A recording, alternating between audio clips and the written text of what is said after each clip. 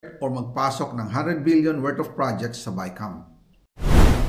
Sana po ay hindi nila ako mapatay bago ko mailabas ang lahat. Ginawa ko lang ang utos sa akin, pero ngayon, handa na akong harapin ang lahat. Ginagamit ng administrasyon ang buong resources ng bansa para tumahimik ako. That he will shoot me if I will talk. Gagamitin ako bilang panakipbutas sa kanilang kampanya laban sa korupsyon. Hindi na ako mananahimik, ilalabas ko ang lahat ng katotohanan. May resibo, may ebidensya, at may pangalan. Para sa bawat Pilipino, alam ko na buo ang galit ninyo sa akin ngayon. Nauunawaan ko rin kung bakit. Lalo na at malaki ang halagang nakataya. Pero bago kayo humusga, hayaan ninyong ipaliwanag ko ang buong katotohanan. Matagal akong hindi nagsalita dahil may direktang utos sa akin. Huwag nang bumalik ng Pilipinas at manahimik na lamang. Umalis ako noong July 19, 2025 para sa aking medical check-up. Nakaplanong bumalik pagkatapos ng SONA ni Pangulo. Pero habang papauwi na ako, tinawagan ako ni dating Speaker Martin Romualdez at sinabihan, "Stay out of the country. You will be well taken care of as instructed by the President." Noon naniniwala pa ako sa kanila, kaya't hindi ako bumalik. Tumikom ang aking bibig, sumunod ako, pero ang hindi ko alam, ang ibig pala nilang sabihin sa aalagaan ka namin ay gagamitin ako bilang panakipbutas sa kanilang kampanya laban sa korupsyon. Ginawa nila akong poster boy ng kanilang sariling kasinungalingan. Ngayon, hindi na ako mananahimik, ilalabas ko ang lahat ng katotohanan. May resibo, may ebidensya, at may pangalan.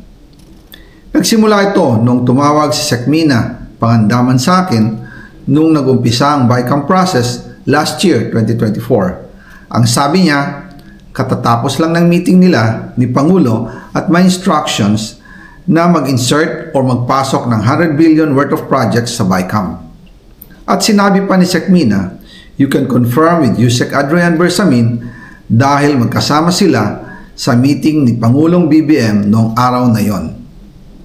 Tinawagan ko po agad si Yusek Adrian Bersamin at tinanong ko kung may instruction nga ba ang Pangulo na magpasok ng 100 billion during their meeting. Ang sabi niya ay totoo nga po. Right after our conversation, tinawagan ko po si dating Speaker Martin Romualdez at nireport ko ang instructions ng Presidente to insert the 100 billion projects.